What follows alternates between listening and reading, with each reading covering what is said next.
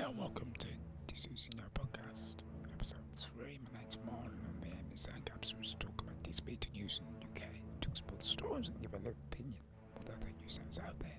For disputed news, disabled people and news that affects our lives is still underreported, and generally, as many of us already know, we are underrepresented in the media. So the aim of this podcast is a little effort to try and address the balance. It's the first story, it's from the BBC, and its headline is "No Budget for Assisted Dying Service."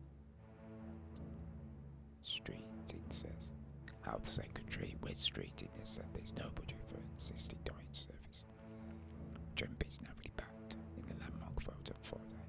Streeting, who's once one of the most senior opponents of the legislation, posted a lengthy message on his Facebook page explaining why he voted against the legislation. Amongst other reasons, he said there was already a lack of access to high quality end-of-life care on top of finding finances within the NHS, which could add to the pressure faced by dying patients. Streeton said he would make sure that we do a good job with it for the country. If the legislation becomes law, but he were worried MPs had made the wrong choice. The government remains neutral on the bill, which cleared the Commons with a majority of 23 votes on Friday and will now be scrutinised by the House of Lords. MPs were given 3 votes on Friday. Campaigners favoured the bill say will give terminally ill adults the choice of how they want to die and prevent painful deaths, but critics argue it risks people being coerced into seeking an assisted death. In his Facebook post, as Richard reported by the Sunday Times, Streeting quoted former Labour Prime Minister Gordon Brown's position that there is no effective freedom to choose if the alternative option is not available, referring to sufficient end-of-life care provisions. Streeting wrote, the truth is that creating those conditions will take time and money, even with the savings that might come from assisted dying if people take up on the service. And he feels uncomfortable talking about savings in the context. To be honest, setting up a service will also take time and money, and that is in short supply. There isn't a budget for this. Politics is about prioritising. If it is a daily series of choices and trade-offs, I feel we've made the wrong one.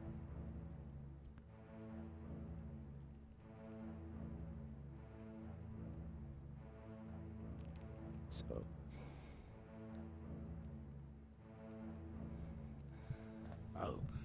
it's the gist of the story, and let's say it's surprised, but not really. Having said that, it's only gone through its first vote, so the idea that they would have had been allocating budgets for such a service is not really realistic anyway. And let's face it, it's not as if this was built up by an individual MP. It wasn't like anything parties in the last election actually had it on their manifesto. And it comes at a time when the government clearly said that savings had to be made, and the process of trying to push through welfare cuts. What I would say is, like I said in previous episodes, that if it does eventually pass into legislation, they will need to provide a budget for a dedicated service and the infrastructure, as is already said in the quotations. I'd always, as I said previously, that what I think is they'd have to seriously look at broadening the court protection services in addition to mental capacity act, specifically around assisted dying act. I think you'd have to, as part of any legislation, that I think they'd have to bring through specific parameters of the capacity checks, specifically around that legislation, and serious vetting service. This is just my opinion, if everyone around that individual, when those conversations being made, including financial checks, background checks, etc., and so forth, because there's such an issue, as is already stated in his quote about coercion. That's such a major issue. That it's going to be very, very difficult, and he's right, it's going to take a lot of time. to build such an infrastructure and a service, and to just expect the NHS in its current state, or even at its peak of its powers in terms of being efficient and etc. and so forth, to deal with this on top of what it's already got to deal with is just unrealistic. So I think, as I said previously, that for those on the side of the argument for us, I understand it's not an argument that it's not legislation that I would vote for or that I'm in favour of, but I understand that other people do feel passionately about this legislation. I understand why they do, but I think that it's such a wieldy piece of legislation in terms of actually to build the infrastructure and the services. I really think that there's a danger of this opening Pandora's box, and safely police the process. I think there's going to be a lot of mistakes along the way in any kind of infrastructure that's built. I think there's going to be people that fall through the cracks, which is exactly what campaigners have argued. And also pressure, as he's just said, about the NHS, been severe pressure in terms of finances, and there not being the finances in lots of public services. I think there'll be a shift in terms of pressure from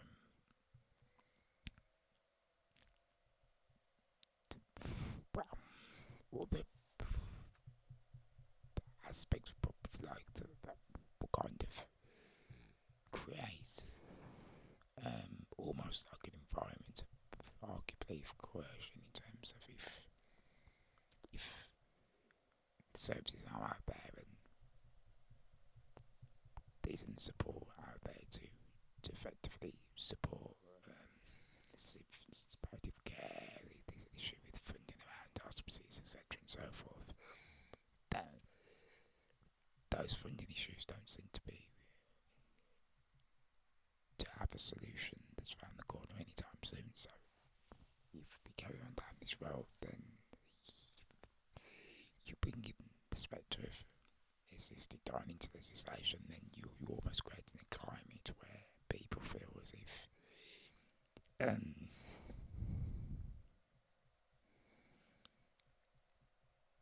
that's an option when ordinarily it may not be, if you have the right services in place to support some people towards the journey of end of life more effectively. And I think that's basically kind of what he's arguing himself there. Mystery. Anyway, we will see. Story number 2 is again for the BBC. It's its Rogue model. Beyond excited about acting debut. A woman who had history as the first model with Down syndrome to feature on the front cover of Vogue said she was honoured to be making her acting debut. Ellie Goldstein from Essex plays Nancy in the new series of Mallory Towers on CBBC. Doctors said the 23-year-old would never be able to walk or talk when she was born. And she says, "I'm so honoured to have been part of this fascinating series. I'm beyond excited to see my episodes and share them with everyone." Now, in its 6th series, Mallory Towers follows the adventures of a group of girls at a boarding school in post-war Britain. I was nervous to go on set, but I saw the schoolhouse. It wasn't a dream, it was really true. I loved filming every scene of Mallory Towers. She continues. And then she says, Down syndrome means I've got an extra chromosome. Lucky me. Diversity should be out there, and people should not be hidden in boxes. They need to be seen. Patricia Hill, to go, director, children education at the BBC, said it'd been a long been a leader in championing diversity and representation, both on screen and behind the scenes. When children see themselves and their peers represented, it fosters empathy, belonging, and a deeper understanding of others, she said. First episode featured Nelly, which is episode 8 in the series, is available on BBC iPlayer on 30th of June and airs on CBBC on the 1st of July. Well, this is a really positive news story and glad to see more representation of same people in the media. See, now more than ever, positive representation is what some community really need right now. And yeah, good for the BBC and also, in fact, it should be a model previously. Good on the fashion industry for taking more strides towards representation. Obviously, in regards to this, it's acting, but which is done modelling before. I think, yeah, it's a positive news story, and I think it's something that the government needs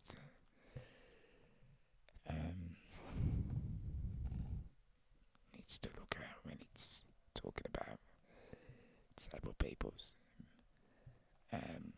quality of life and what's possible if you support people in the right way, etc. and so forth. You know, modelling, acting, I'm sure access to work would have been, well, I'm not sure, but I'm guessing maybe. In terms of support, access to work might have been involved somewhere down the line, and that's would have been an example of why these schemes and support and representation, etc. is this is the result that it can get. I'm not saying that everybody's going to go on to work in the industry, but it's an example of disabled people living life on their terms and taking opportunities when they're available and living life on their terms. And this is what's possible if disabled people have the right support in place. So, Prime Minister, are you watching? Sticking with the BBC, the next story. The headline is Tourette's no longer defines me. I'm going to put my music on out to the world. And it says 6 months ago, musician Grace Cooper, 19, was unable to perform in front of anyone. Now she's lead vocalist on the song to raise awareness of Tourette's syndrome and being mentored by a veteran producer who's worked with the Rolling Stones, Led Zeppelin and Duran Duran. Diagnosed with Tourette's in 2021, Grace of Bedford has campaigned for 3 years on TikTok to reduce the stigma around a neurological condition. Yet over the same period, her own tics have worsened, derailing her high-level exams and forcing her to leave her job as a teaching assistant and a special educational needs and disabilities centre school. She says, I was in a bit of depression. I'd lost all hope and I thought I wasn't ever going to do anything. So what's the point of leaving the house? And she goes on to say, music is the thing that saved me from my Tourette's. When I play, my tics calm down instantly, music calms me down, I focus on the drum beats and I work out which chords are being played. Music is a massive escape. That is what inspired some hesitancy audition to sing as part of the national awareness campaign organised by charity Tourette's Action. She led a choir, all of whom have Tourette's, on a cover version of Nina Simone's Don't Let Me Be Misunderstood. The song was described by the charity chief executive, Emma McAnally, as a heartfelt plea for understanding and acceptance from the Tourette's community. Immediately I went, oh my god, this woman's got so much talent, he says. Not only does she have a beautiful voice, but her lyrics were very good, in the sense the melody was excellent, but before that the production was what she did it. The use of reverb and balancing instruments was quite incredible.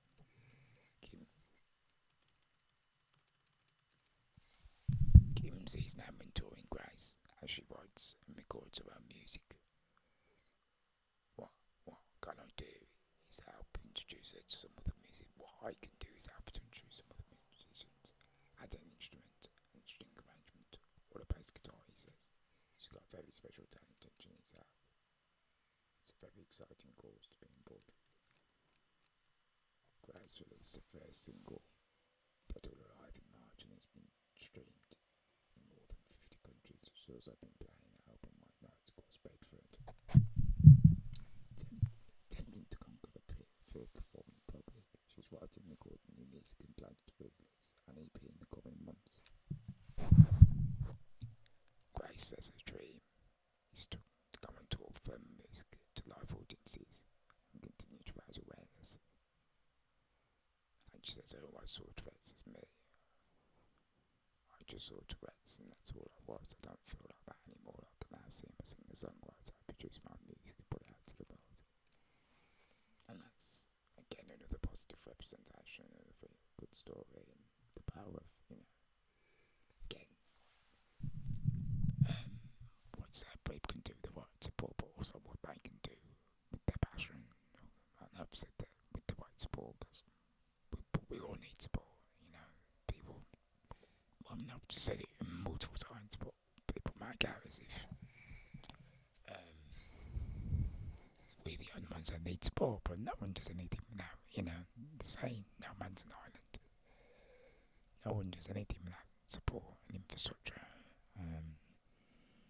And really, she's taking huge strides there. And also a bit of entrepreneurial spirit, utilising social media, taking a gamble, putting herself out there. And in a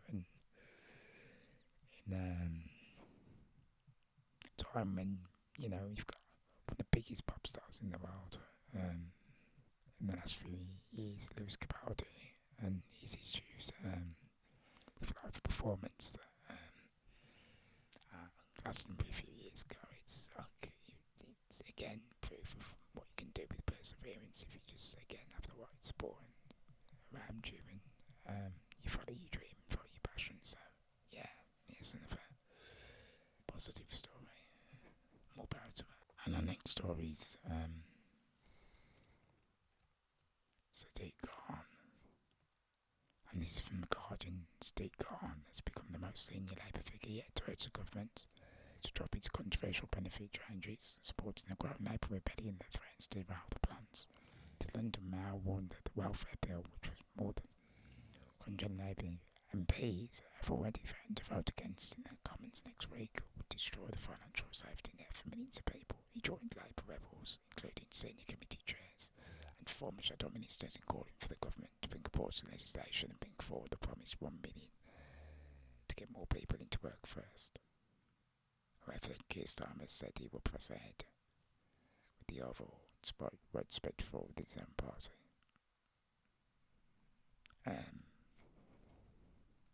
This Kendall, the Working Pensions Secretary, is locked in talks with MPs as she seeks to win over opponents. Cabinet ministers include Angela Rayner, Jonathan Reynolds and Wes Streeton are also understood to have been deployed to try and convince the anxious backbenchers. The size of the rebellion is enough to threaten Starmer's working majority of 165 and defeat the government's plans if opposition MPs with the side with the Labour rebels. Wow. Again, the pressure seems to be mounted on the government to think about a U-turn. As for the mayor, good that he's spoken out, but I would say, what took him so long? And again, as I said a few episodes ago, yes, there was discontent within the backbenchers from the start of this proposed benefit cuts. But and I might be wrong, but it's interesting that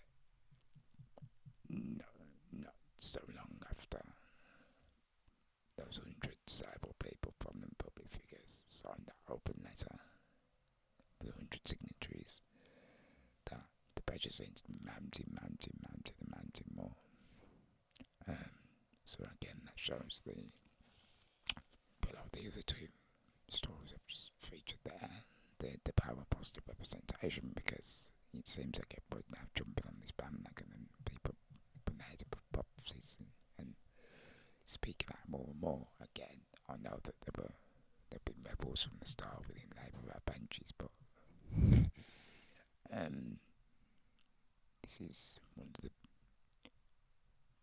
big beasts of Labour, big hitters, really coming out against the government, which you don't tend to see a lot. So hopefully it has some bearing in terms of making the government rethink, and we'll see where we go with that, but not without time. Okay, thanks thanks for listening. Until next time.